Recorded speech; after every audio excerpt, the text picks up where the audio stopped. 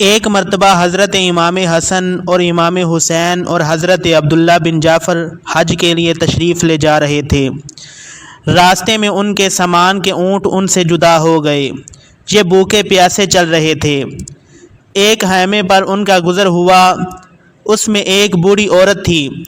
ان حضرات نے اس سے پوچھا کہ ہمارے پینے کو کوئی چیز یعنی پانی یا دودھ یا لسی وغیرہ تمہارے پاس موجود ہے؟ اس نے کہا موجود ہے۔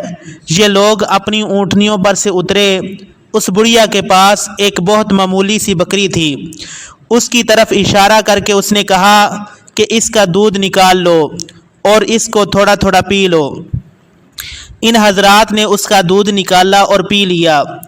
پھر انہوں نے پوچھا کہ کوئی کھانے کی چیز بھی ہے؟ اس بڑھیا نے کہا یہیں بکری ہے، اس کو تم میں سے کوئی ذبح کر لے تو میں پکا دوں گی۔ انہوں نے اس کو ذبح کیا، اس نے پکایا۔ یہ حضرات کھا پی کر جب شام کو چلنے لگے تو انہوں نے اس بڑھیا سے کہا کہ ہم ہاشمی لوگ ہیں، اس وقت حج کے ارادہ سے جا رہے ہیں۔ اگر ہم زندہ سلامت واپس مدینہ پہنچ جائیں تو ہمارے پاس آنا، تیرے اس احسان کا بدلہ دیں گے۔ یہ حضرات تو فرما کر چلے گئے۔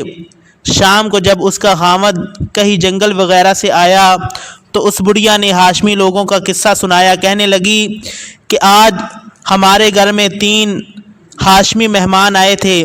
وہ کہتے تھے کہ ہم حضور صلی اللہ علیہ وسلم کے اہل بیت میں سے ہیں، اور میں نے انہیں کھانا بھی کھلایا ہے اور دودھ بھی پلایا ہے۔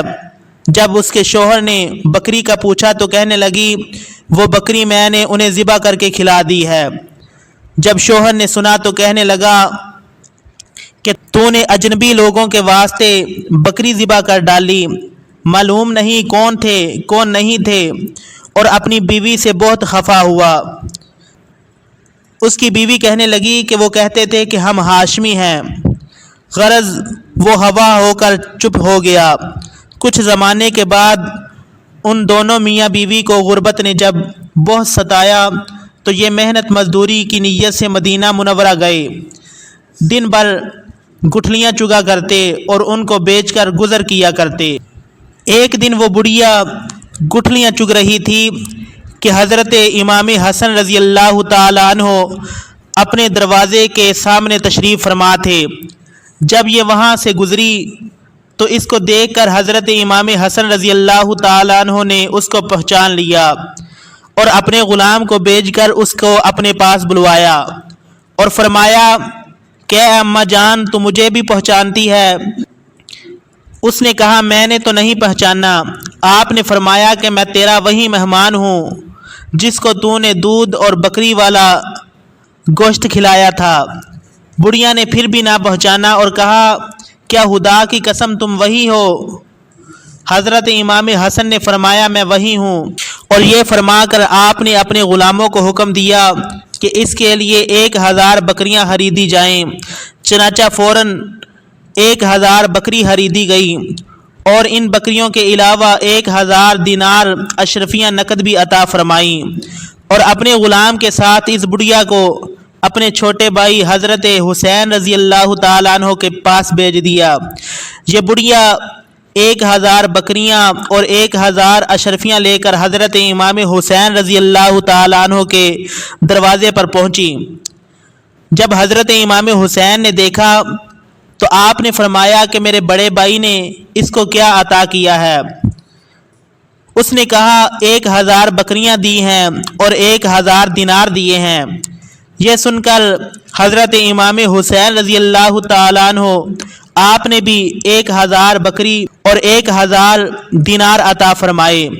اس کے بعد اس کو حضرت عبداللہ بن جعفر رضی اللہ تعالیٰ عنہ کے پاس بھیج دیا گیا۔